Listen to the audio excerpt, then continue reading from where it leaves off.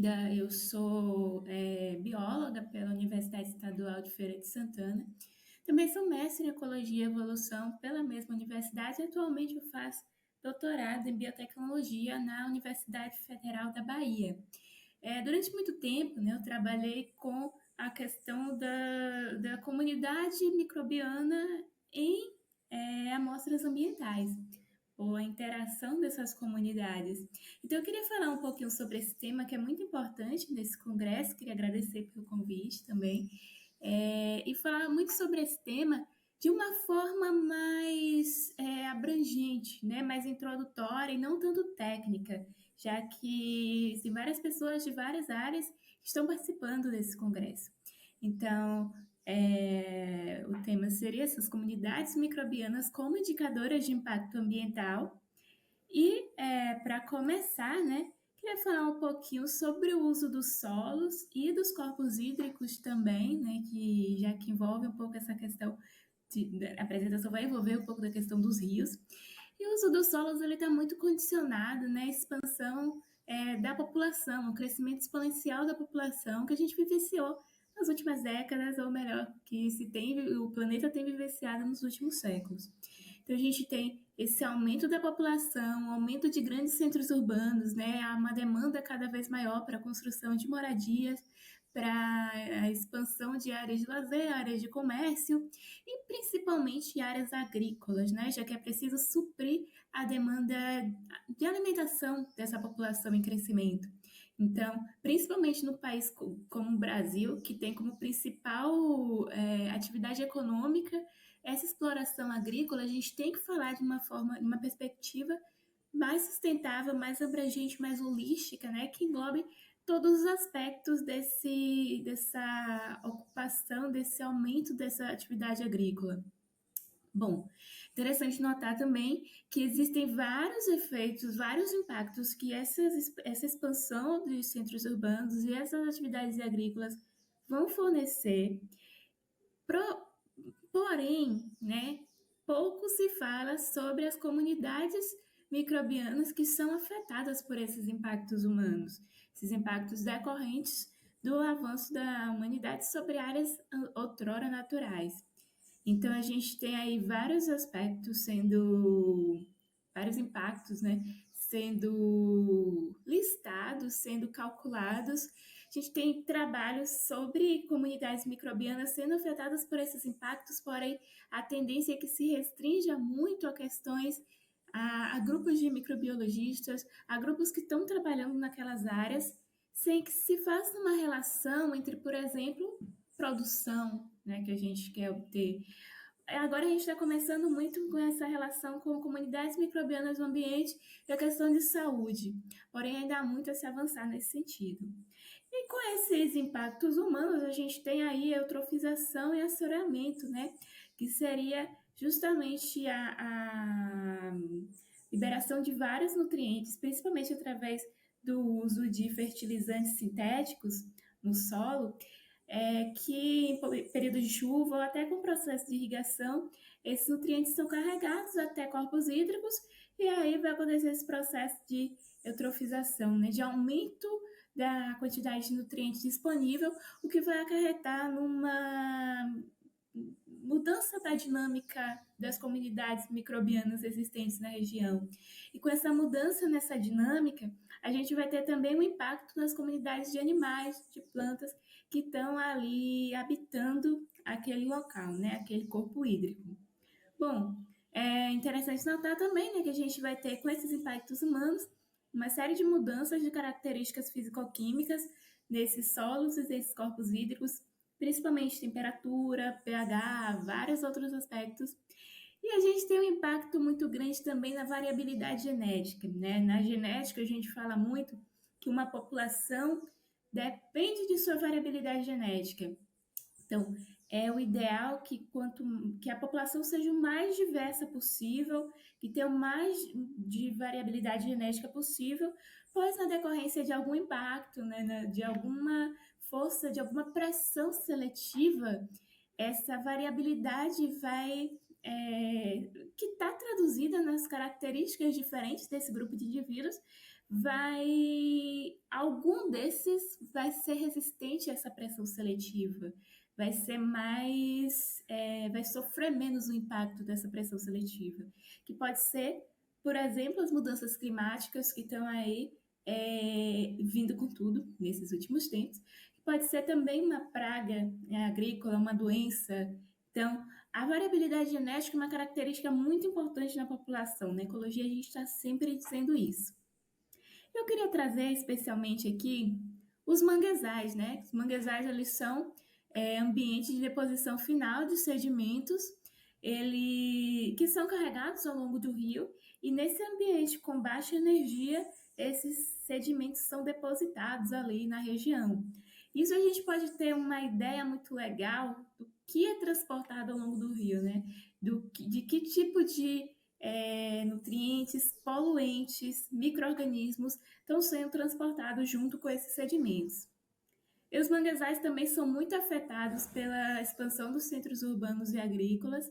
A gente tem aí a Lei 9.985 de 2000, que prevê a proteção desses ambientes de mangue, né? Eles são áreas de proteção ambiental.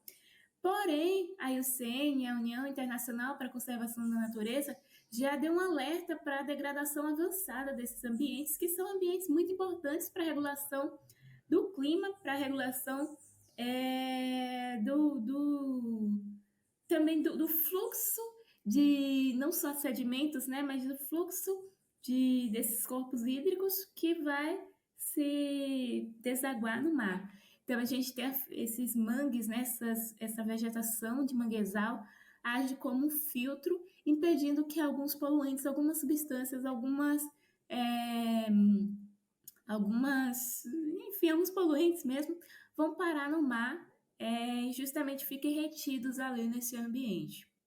Então, a gente tem aí como principais ameaças a destruição e fragmentação de habitat, principalmente para o avanço de centros urbanos, né, para a construção de casas, para especulação imobiliária. A gente tem a poluição como uma das principais causas de destruição, de degradação desses ambientes. As mudanças climáticas também, né, a gente tem um efeito aí que é recíproco. Maiores os impactos das mudanças climáticas, mais você vai ter uma degradação do mangue. Porém, quando a gente tem outros fenômenos tendo como consequência a degradação dos manguezais, a gente vai ter aí um efeito no clima também, que pode se refletir ao ponto de vista global, como apontam alguns autores, né? Bom, e a gente tem o avanço da agricultura e aquicultura também, né? Como principais fontes de ameaças a esses ambientes. Daqui a pouco eu vou dizer porque eu coloquei especificamente os manguezais, tá? Então, a gente tem uma série de serviços ecossistêmicos que são fornecidos pelos micro-organismos que estão ali nesses ambientes, nesses solos, nesses corpos hídricos. Um deles, né, a ciclagem de nutrientes é o mais importante, ele está envolvido também com a decomposição da matéria orgânica, pois uma vez que a gente tem a decomposição de matéria orgânica, você tem a liberação de carbono, que vai ser um desses elementos que vai ser citado nessa ciclagem de nutrientes. Sem ciclagem de nutrientes promovida por micro-organismos, e eu cito aí principalmente bactérias, mas também alguns fungos, tá? Sem esse tipo de metabolismo, esse tipo de reações acontecendo, não haveria como suportar a vida na Terra. As plantas, em primeiro nível, elas se alimentam a partir desses nutrientes que são transformados por esses micro-organismos. Então, sem eles, né, a gente já não poderia estar falando de vida na Terra. Por isso que a importância, né, da gente valorizar esses serviços ecossistêmicos, eles sustentam a vida e é um tema muito conhecido na ecologia também, pois a gente pode atribuir valores, né, a esses serviços. Então, se a gente fosse considerar o trabalho dos micro-organismos no ecossistema como um trabalho assim, CLT, como um trabalho PJ, como um trabalho que que fosse ser pago de alguma forma, a gente estaria devendo bilhões de dólares a esses organismos, tá? Então, uma das principais funções, também um dos principais serviços fornecidos pelos micro-organismos, são a formação do solo, né? A gente vai ter a regulação do clima e do ar da região, uma vez que na ciclagem de nutrientes há liberação de carbono, há fixação de pode haver fixação de carbono, né, para algumas cianobactérias, por exemplo. A questão da ciclagem no nitrogênio também vai estar envolvida nessa questão. Formação do solo, a gente já vai ter. O solo vai ser composto também por essa microbiota, né? Então, suporte à vida, como eu já falei, né? Sem os micro-organismos fazendo esse tipo de trabalho, a gente não teria vida na Terra. Então, são muito importantes nesse sentido. Eles são também importantes controladores de patógenos, principalmente porque quando a gente considera, não por quererem, né? Quando a gente considera que seres vivos estão o tempo todo competindo no espaço, por recursos, a gente pode perceber que esses organismos da região que são benéficos para a gente ou simplesmente não causam mal algum, eles competem também com organismos patógenos, né? Então, organismos que podem nos causar doenças. Então, a gente vai ter aí esses micro-organismos já bem adaptados ao local, impedindo a fixação de patógenos, por exemplo, de plantas, né? Impedindo a fixação de patógenos de animais mesmo numa região. Então, é muito importante a gente considerar essa função também. Além de que alguns produzem substâncias tóxicas, né? Ou controlam de outra forma esses patógenos. E a gente tem, por último, mas não menos importante, a biorremediação, principalmente de áreas poluídas, áreas com metais pesados, com alto teor de metais pesados, com substâncias poluentes, como, por exemplo, agrotóxicos. Alguns micro-organismos, eles podem utilizar esses compostos ou reter esses compostos, que seja em seu metabolismo, né? E assim impedir que esses poluentes se alastrem pela região ou continuem contaminando outras formas de vida da quais nós nos alimentaríamos.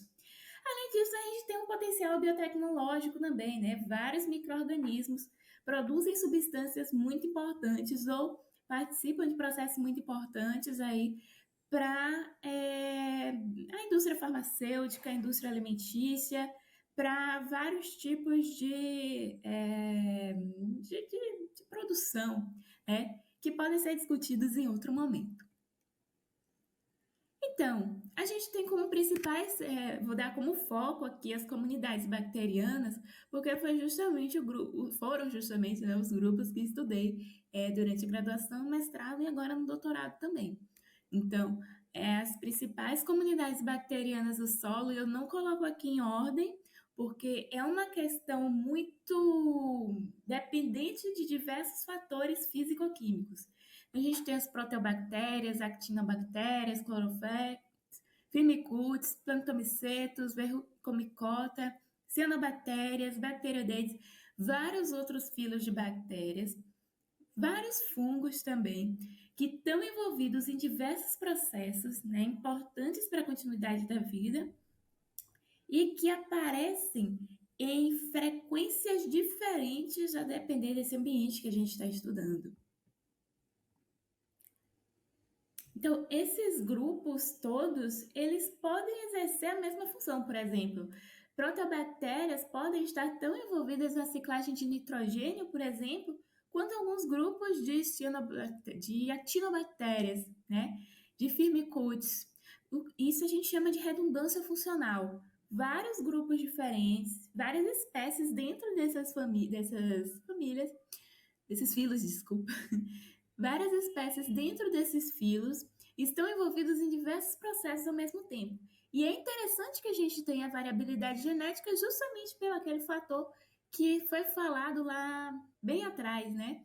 A variabilidade genética vai permitir que na ocorrência de algum fator que gere uma pressão seletiva, alguns grupos que produzem funções, que participam de funções importantes, né, reações importantes no ecossistema continuem, e aí a gente não vai ter a perda total de outros organismos que dependem dessas comunidades microbianas do solo.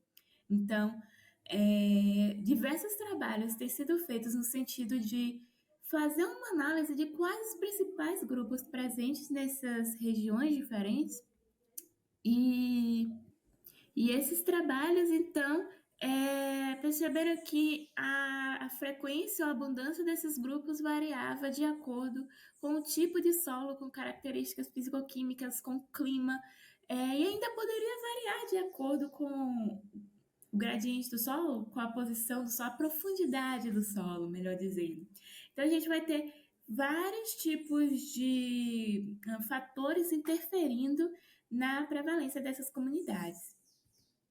Bom, quando a gente fala em qualidade do solo, a gente fala de fatores físico-químicos e biológicos que vão estar envolvidos nessa qualidade do solo. Principalmente aí a disponibilidade de nutrientes, né? Os nutrientes que são obtidos a partir da ciclagem de nutrientes, eles são bem importantes, principalmente para garantir a produtividade do ambiente, não apenas de plantação, a gente está falando, mas também da própria vegetação nativa da região. Os animais dependem dessa vegetação, né, para se alimentarem e tudo mais. Bom, outras características, né, são a presença de matéria orgânica, essencial para o desenvolvimento de plantas. A capacidade hidroquiônica também vai ter essa função importante. Presença de macro e micro-organismos, aeração do solo e infiltração da água. Todos vão estar envolvidos aí com a questão do desenvolvimento de plantas mesmo. Então, por isso que a gente não tem como diferenciar, né, como não falar dessa questão de plantas surgindo a partir daí. Bom, então a gente tem vários indicadores de qualidade do solo, né? Existe uma lista enorme com vários indicadores recomendados que podem ser utilizados, mas esses indicadores precisam apresentar algumas características básicas que Zilli listou, Zilli e outros listaram, né? Como, por exemplo, uma resposta rápida a qualquer mudança que aconteça no ambiente. Eles têm que refletir também o funcionamento do ecossistema, né? Tem que ser economicamente viável, claro, para que a gente possa fazer as pesquisas a respeito da qualidade do solo, não apenas uma vez, mas repetir essas pesquisas. E ter uma distribuição universal, independente da sazonalidade. Aí a gente vai ter um problema com micro-organismos, porque eles vão estar sempre variando em proporção. Não naqueles grupos quase sempre vão estar presentes nos trabalhos, mas a gente vai ter uma mudança bem brusca de proporção, né? E aí alguns autores, eles listam alguns dos principais, como se usar essas comunidades microbianas como indicadores de qualidade de solo, né?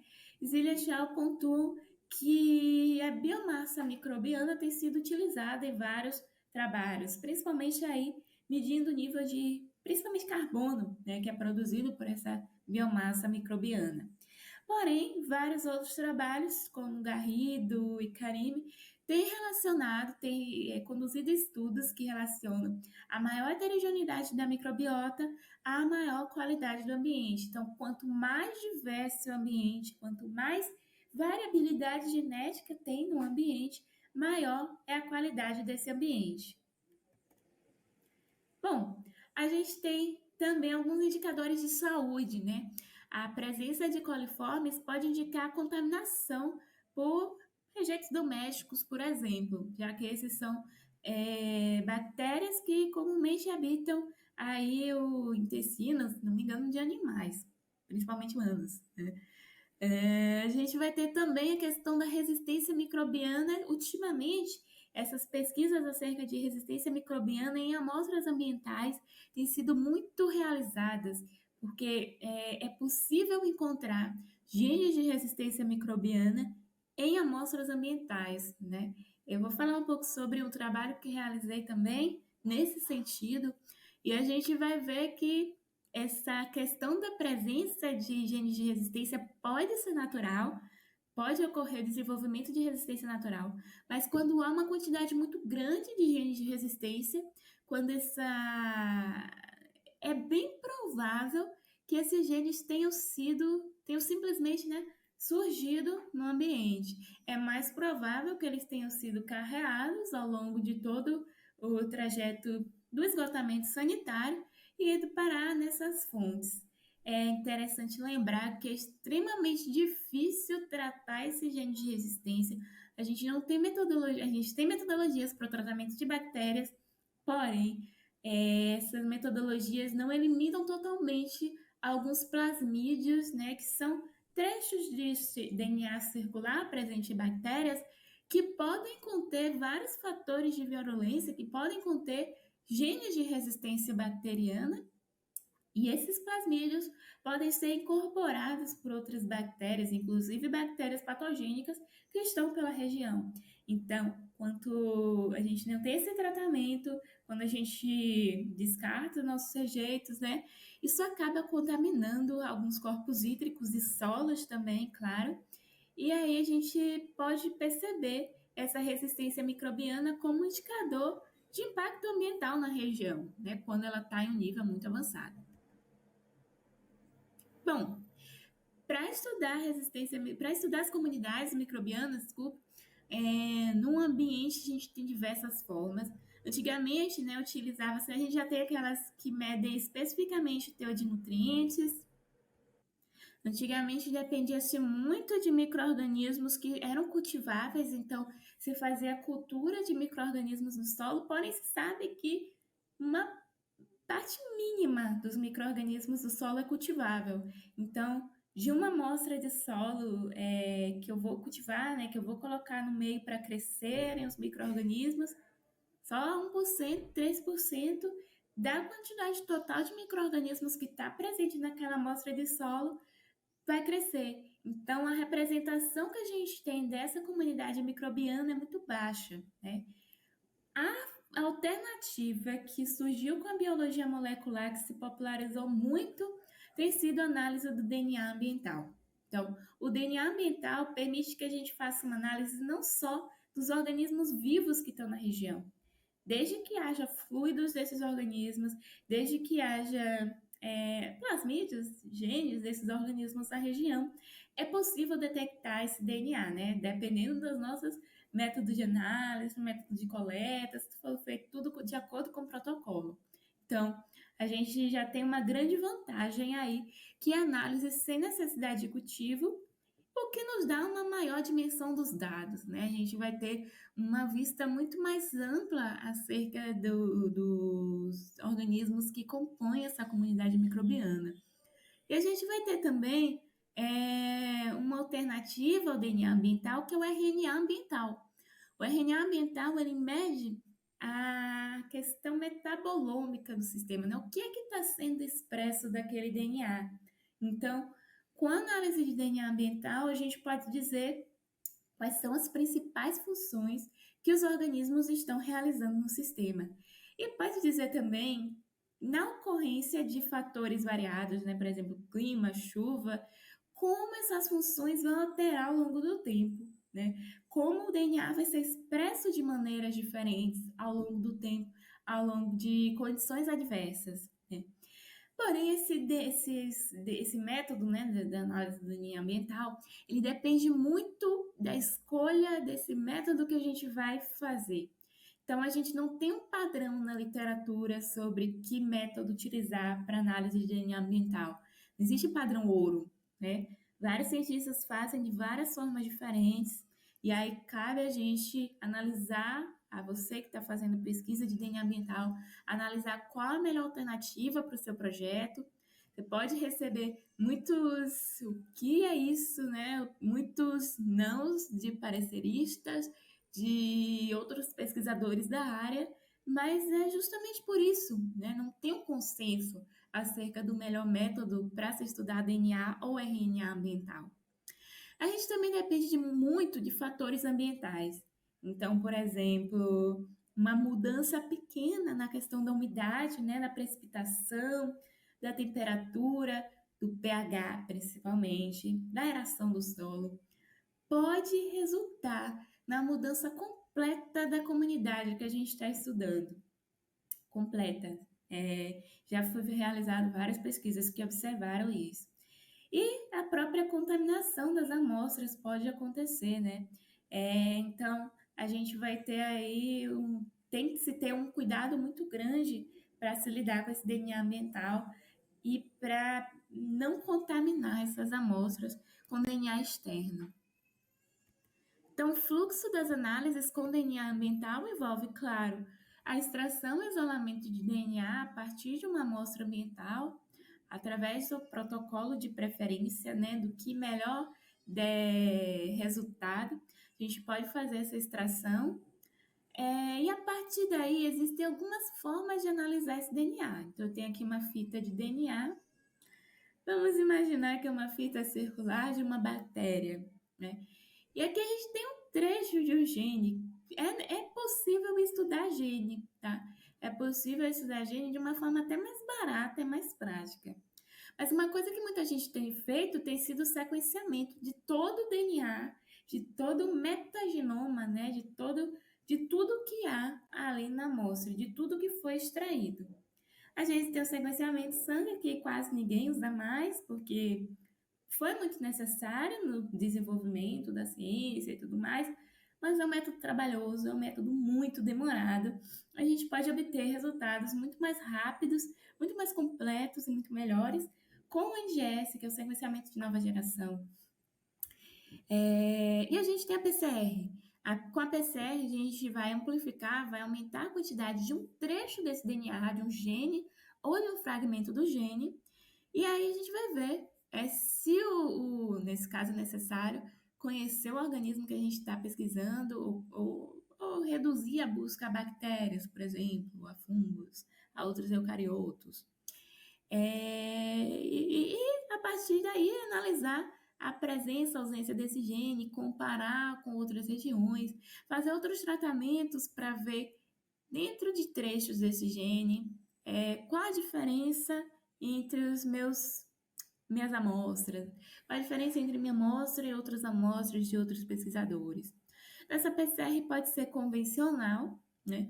Pode ser a PCR simples que a gente conhece, que é precedida da eletroforese e vai nos oferecer umas bandas, e a partir dessas bandas a gente consegue identificar quais são os genes que são presentes na região, né? A partir do que a gente amplificou. Ou pode ser também a qPCR, né? Ou RT-qPCR para o caso de análise de RNA. A qPCR tem a vantagem de quantificar o DNA que achar. A gente pode ver quanto de gene há em uma amostra e pode ver diferenças dessa amostra para algumas outras. Então, existem várias pesquisas que tentam usar esse DNA ambiental para identificar, né, grupos de micro-organismos que podem ser indicadores desses impactos antrópicos. Principalmente, né, esses coliformes e principalmente esses genes de resistência microbiana. Bom, essa pesquisa realizada por Aragão e outros, né, já indicou que alguns indicadores microbiológicos do solo estão relacionados à melhor produção de café no Cerrado brasileiro. Então, a gente tem aí alguns dos fatores sendo relacionados a essa melhor produção, como o carbono da biomassa microbiana, a produção de urease e a beta-glucosidase, né, que estão relacionados a essa produção. Não necessariamente envolve aí questão de impacto antrópico, está mais relacionado a uma coisa utilitarista, né, a produção. Mas com isso a gente já vê, né, a importância da presença desses micro-organismos, de uma comunidade heterogênea desses micro-organismos no solo para, enfim, regular as atividades do solo. Bom, esse foi um trabalho realizado durante a minha monografia, né, muito tempo atrás, E esse gráfico mostra aí a quantificação do DNA total das comunidades do solo, bacterianas, né, do solo, após a aplicação de inoculante microbiológico. Daí a gente tinha uma região sem contaminação, não posso dizer isso, mas a gente tinha uma região sem a aplicação desse inoculante microbiológico, que nada mais é do que um mix de micro-organismos diferentes. E foi avaliado o efeito antes e depois, né? Foi quantificado quanto de DNA tinha antes de se fazer a aplicação desse inoculante e depois. O inoculante é muito utilizado na agricultura, né? Eu não sei se no Brasil, mas é uma tecnologia japonesa que tem sido muito utilizada lá de lá, acho que na China também tem se utilizado muito. E aí essa quantificação de DNA foi feita com o DNA total, né, que foi extraído, com o DNA de PCR e com o DNA digerido por enzimas de restrição. É interessante notar que o efeito foi o mesmo. Após a aplicação desse inoculante microbiológico, a gente teve a redução, a amostra 2 diz respeito à amostra após a aplicação, né? A redução da quantidade de DNA microbiano nessa amostra.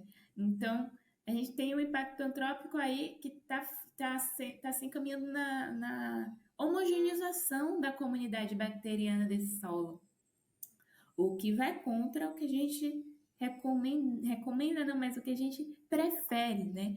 É melhor que haja uma maior heterogeneidade do solo. Então, a gente tem aqui também o perfil de restrição dessas comunidades bacterianas após a aplicação, antes e após, né, a aplicação do inoculante microbiológico. Para isso, nossas amostras, interessante notar, né, gente, essas amostras são de bactérias só. Para ser feita essa análise, foi feita uma PCR da região V3, V4, se não me engano, do gene 16S, e a gente só tem bactéria na análise, tá?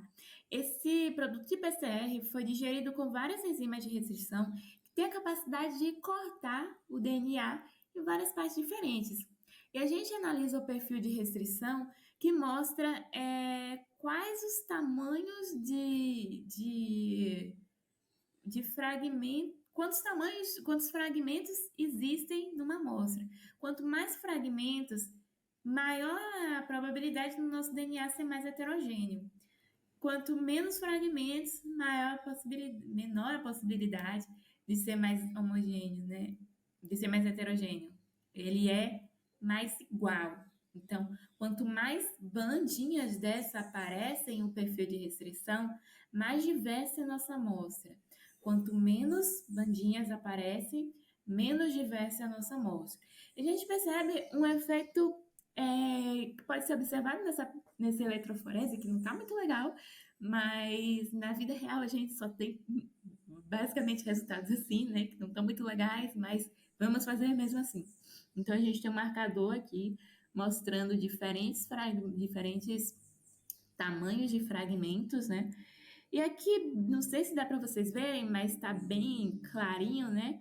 Na amostra 1, quando se procura a digestão. Na amostra 1, quando se observa os fragmentos digeridos com a enzima DRA1, a gente vai ter a presença de mais fragmentos do que na amostra 2. Tem 4 bandas aqui. Na amostra 2 só tem 2. Quando a gente vai para a enzima SAL3A1, a gente vai ver o mesmo efeito, a formação de mais bandas aqui na amostra antes de ser digerida e nenhuma depois. A gente tem a mesma coisa, aparentemente a mesma coisa acontece aqui, né? A gente tem essa banda a mais aqui no perfil de restrição da enzima ALU1. Então, a tendência as outras, a gente tem uma diferençazinha aqui na BST-UI, né? Tem mais bandas. Então, a gente vê já claramente que há uma diferença na diversidade dessas amostras, não só na quantidade de DNA. A amostra 1, antes da aplicação do inoculante microbiológico, ela tem uma diversidade maior do que a amostra 2, o que indica que a atuação humana ali, que seria exatamente a inoculação desse inoculante, né, ela vai direcionar essa comunidade para uma maior homogeneização do solo, o que pode ser bom, pode ser ruim, né? É necessário aí observar quais exatamente são os grupos que estão sendo restringidos, quais são os grupos que foram afetados por esses inoculantes e que não apareceram aí.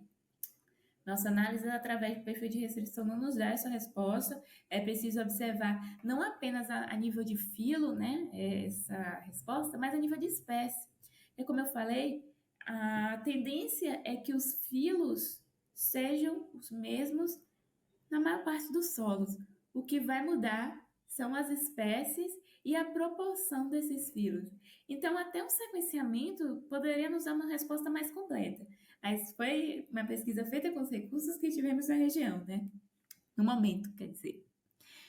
Aqui a gente tem uma outra pesquisa, essa foi realizada durante o mestrado, e mostra as comunidades microbianas em sedimentos costeiros pristinos e antropizados em Valença, na Bahia. Eu coloquei um gráfico só porque a tendência foi a mesma para todos os ambientes. E aí eu digo porque eu coloquei manguezais lá atrás. Essa pesquisa foi realizada em manguezais, né? Então, todos os manguezais apresentaram a mesma composição, porém proporções diferentes distintas, né, desses grupos, desses filos bacterianos. Para todas as comunidades, a gente teve um número maior de protobactérias, seguido por Firmicutes, Bacteroidetes, Acinetobactéria, Actinobactéria, desculpa, Chloroflex e Acidobactéria. Bom, isso já indica aí já um indício, né, da composição, que há uma grande variedade de grupos. Esses grupos estão envolvidos aí em várias funções diferentes nesse ecossistema. As protobactérias possivelmente estão bastante relacionadas com esses ambientes de mangue cheios de matéria orgânica, com muito ácido úmico, muito teor de ácido úmico também. Os bacteroidetes, eles estão tradicionalmente associados, alguns autores associam a contaminação por petróleo. Porém, a quantidade de bacteroidetes não foi muito significativa, extremamente significativa nas regiões, então a gente não pode afirmar que há uma contaminação por petróleo na região. Talvez até análises físico-químicas mais apuradas pudessem ser um grande adendo, né, para nos fornecer essas informações. Essa análise aqui a gente realizou de outro jeito. Nesses mesmos locais foi feita a qPCR para a identificação de vários genes de resistência presentes nesses ambientes de mangue. E a gente percebeu uma coisa, né? Em Guaimbinhum e Taquari, que são os ambientes com menos presença humana, são os ambientes mais distantes da civilização, não, mas dos centros urbanos, são os ambientes mais afastados, que têm realmente pouca presença humana, há poucos genes de resistência. Assim, porque né, a gente ainda não é um ambiente tão distante assim, mas há alguns genes de resistência, principalmente QNRA, SU1 e TET-A, são genes que conferem resistência a quinolonas, sulfonamidas e tetraciclinas, na ordem, são antibióticos utilizados na saúde humana, né? E em Guaimbim 2, que era um brejo bem próximo a regiões de condomínio, né, que estava perto de uma região que tinha várias fossas sépticas, possivelmente houve contaminação, a gente tem uma quantidade e uma diversidade enorme de genes de resistência. Então, a gente tem aqui quase todos os genes de resistência, exceto o CAT1, que é exclusivo dessa região do UNA, está presente nesse local de amostragem, né? E que é um local que o pessoal pesca. Então, genes de resistência que aí estão em locais onde há fonte de alimento para várias pessoas na região. Então, a gente já percebe, né, que a presença de genes de resistência pode indicar, aí pode ser um grande indicativo do impacto antrópico que está sendo exercido nessa região, pois é muito difícil que isso seja de ocorrência natural. A proximidade com com rejeitos humanos, né? Em UNA também a gente vê a mesma coisa, a quantidade é bem menor de genes de resistência, a diversidade de genes de resistência também é menor, porém, a gente tem mais do que Taquari e Urna, que são locais mais pristinos, mais afastados, né? A gente tem genes de resistência a clorofenicol, CAT1, a quinolonas, as sulfonamidas, a tetraciclinas, o TETE. E aí, uma preocupação muito grande tem sido a associação desses genes específicos de resistência que conferem resistência aos antibióticos mais utilizados na saúde humana e na agricultura também, isso é um tema para outra palestra, porém a gente vai ter antibióticos com mecanismos de ação muito parecidos, sendo utilizados na medicina humana e na medicina animal. Agricultura não, desculpa, agropecuária, tá?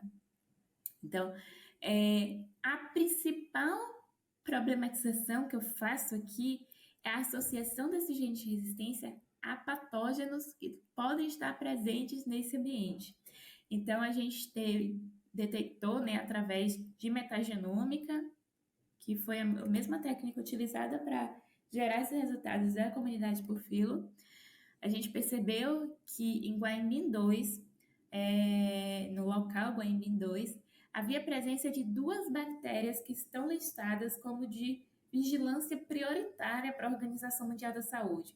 Isso porque essas bactérias estão frequentemente associadas à multiresistência, à resistência a vários antibióticos e muitas vezes podem levar a óbito, né? Ou podem levar a tratamentos muito demorados que exigem recursos, muitos recursos também. E muita saúde da pessoa, né? Uma vez que a administração constante de antibióticos por semanas, meses a fios não é legal para nenhum organismo. Afinal, os antibióticos não vão atingir só os patógenos, mas também outras bactérias que são importantes para a gente.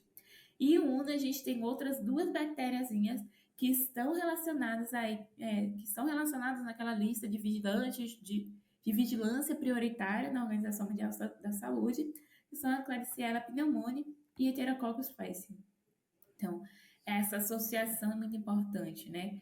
A gente não viu se esse gene estava exatamente presente nessas bactérias, mas fica aí a problematização para trabalhos futuros. Eu tive que fazer uma breve pausa aqui só para mudar a posição da câmera, mas gostaria de agradecer, né, as instituições públicas, principalmente, sem as quais essas pesquisas, no geral, não teriam sido realizadas, pesquisa de base que não geram produtos que trazem retornos financeiros à indústria, né?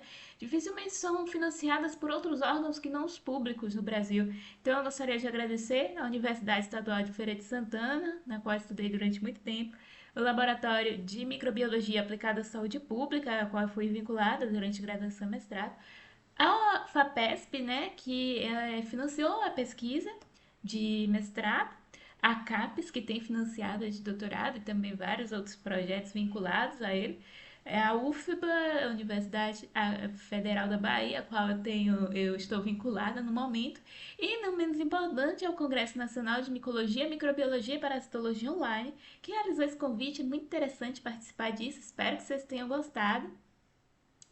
Muito obrigada, né? Aqui a gente tem o QR Code para o meu LinkedIn e e-mail, caso vocês tenham alguma dúvida, caso queiram falar mais sobre o assunto, tenham interesse na área. E é isso, né?